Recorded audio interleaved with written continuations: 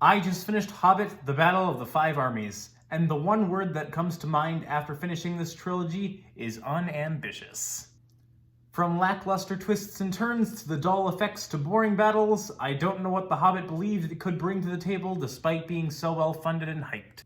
So this film starts with Smaug coming to wreck Lake Town, and that's fine and dandy and all, but the only person who stands up to Smaug is Bard, which kind of conflicts with the only character trait we have of him, that of him caring for his kids. Like, what the hell did you think you would be able to do to this dragon? You should be evacuating your family. Thankfully, his son comes with the family heirloom, that being of the last black arrowhead that their grandfather didn't fire for some reason. And I honestly am really confused why Bard didn't get that arrow himself. He must have known that his arrows wouldn't have done jack against Smaug.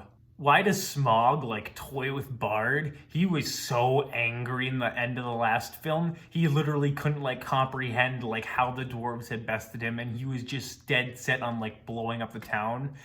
But now that he's there, he's like, oh, look at this puny human. I'm gonna take a moment to have a little chat with him. And then Smaug dies. I mean, Bard, shoots the arrow and he dies. Why did they have to force that in? If the first 5 minutes of this film do not match the rest. But no, it's at the start of the third. And we could have just seen the aftermath of this at the start. That would have been just as cool. When the evacuees of Lake Town get to the beach, Alfred, the henchman of the mayor, tries to retake power in these people who he screwed over for the past decade, and he would not have tried that. Then we have a hard cut to Sauron's army of orcs, and how are these guys eating? The landscape all around them looks barren and dry, and that's just because the CGI sucks. But also, that just means that there's nothing for them to eat, and they're not carrying any pack animals. So what are these guys sustaining while on the march? And why is Gundabog waiting to march when Sauron be like, all right, guys, we're heading to the mountain. Everybody, get going. He wouldn't have told Gundabog to, just wait, we might need you later. Why is Tauriel banished? The Elf King was angry at her for, seducing Legolas, I guess. But that doesn't make sense why that would, justify a banishment. And then why do they ride to Gundabog? I think Gundabog is raising the banners and coming, and there's nothing you can do about it. Or they're not coming, and there's nothing you can do about it. Nothing ever comes of Thorin Oakenshield's dad's, plotline. We spend all 3 movies mentioning him, but never once do we, get to see why, or how, or where.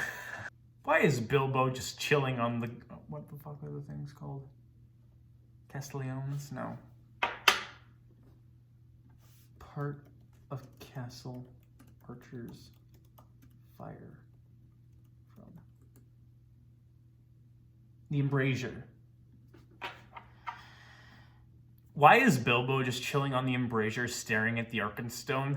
There's no way that thing would be corrupting him because the ring, which is a much more powerful entity, wasn't corrupting him. And also he gives away the stone without any reluctance, so why is he just staring at it? Why is Alfred the only person on watch? There are thousands of people, presumably some of which would be guardsmen, who would be much better on the watch. I don't know why Alfred is given such an important job. That being said, I don't know how the elves snuck up. They are a massive army wearing heavy armor, and also it was 10 o'clock in the morning when it was revealed that they had snuck up. How were you guys not up and about and getting firewood and whatever? You would have seen them outside your front door. How did the last king of Under the Mountain get the elvish heirlooms? The elves seem pretty protective of that stuff, and because the elves paid homage to the dwarf king, I don't know why they would have been fighting at any point. Why did Thorin waste so much time building such a massive fortification? He could have spent that time building little traps and having rocks fall onto the enemy. There's no way he could hold the door, and even realizes later that it would be a much more defensible position to go further into the mountain, so I don't know why that wasn't thought of in the first place. And then counterpoint, I don't know how the elves and humans were planning on taking the mountain. They didn't bring any siege equipment, and they don't look like they're prepared to break down any sort of fortifications. How did the king of the elves figure out that Bilbo was the one who freed the dwarves from the dungeon? Nobody knows about Bilbo, much less his ring. How is the treasure going to be divided into 14th? They say there's wealth beyond count, beyond measure, so how are you going to cut that up into 14? The elves all being clones of one another is really stupid, especially them working in unison. The elves are precise, they're not perfect. How did the Ironfoot show up so fast? If they only live like a mile away from the mountain, why didn't the dwarves go to him for resupply? Why did the worms not eat up the entirety of the elvish and human armies? And also, why didn't the worms just break into the mountain itself? That'd be so much easier. You could save a ton of manpower from having to fight. Why does Ironfoot move his men in front of the elves? He hates the elves. He would not be willing to lose his own men to defend them.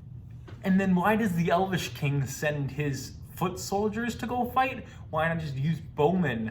That way you can shoot over and then the dwarves can still like push more effectively than when your men jump over. Because when his elvish like soldiers jump over the dwarves, then the dwarves can only push on so many orcs. And then he charges out of the mountain and all of a sudden all the dwarvish archers are just like amazing and can stand up to these massive orc armies. The Elf King sends his men to go help the humans like secure the city. But why? You have no reason to do that. You brought food to the humans, they'd fight for you, have some cannon fodder just in case you need it.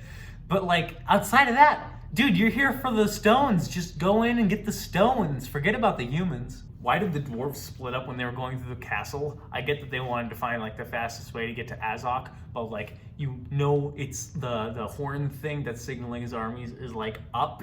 If you just stuck together, you'd be able to charge up. The army of the goblins with like the war bats never really comes into play. Like we see the bats come in, but it's never really dealt with. A huge amount of orcs just showing up and could like easily turn the tides of war. And that's leaving out the war bats, which would be impossible to fight. And then why does Azok waste so many of his men trying to siege the city? Just have a worm come in there, eat the keep, and then just send your men to go garrison it.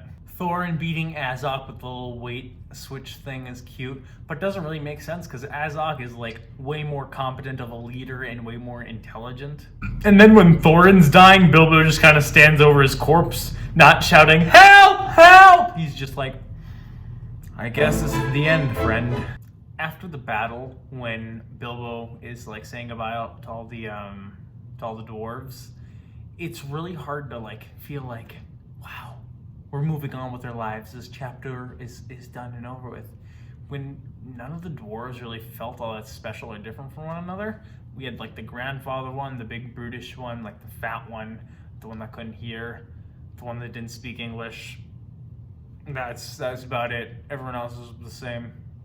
Yeah, this trilogy was really bland. There wasn't anything to really write home about, and certainly just felt bloated for what little it did have. From start to end, this trilogy felt like really trying to go for something grand, but he was so boring and poorly executed. I felt like every step along the way was just 2 steps forward and 1 step back, and it certainly didn't feel like there was anything accomplished. And with the last film being about like the downfalls of materialism, I'm left wondering if we really solved any problem.